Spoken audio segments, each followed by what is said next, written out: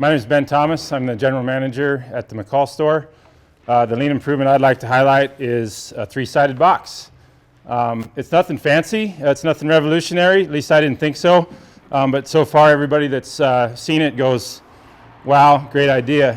What we used to do is we would bring our forklift up into the loft and have to load a pallet or maybe the forks with individual bales of insulation. That proved unsafe because those bales might fall off and they weren't secured well. So what we've done now is we've built this box. We can load insulation into the box. The forklift can easily come scoop it up, haul it out. As you tilt the box back, there's really no way that that insulation is going to fall out. And it's a one-guy operation to load and unload the box. The box has an auxiliary roll too, which it helps prevent a person from falling out of the loft. So they're not leaning out to load a fork or a pallet. They're doing all the loading in the security of the loft and not interfacing with this gap. So if I wanted to take this insulation down, I'm going to come here, I'm going to get underneath it, flip it onto there, slide it in, then I can walk away.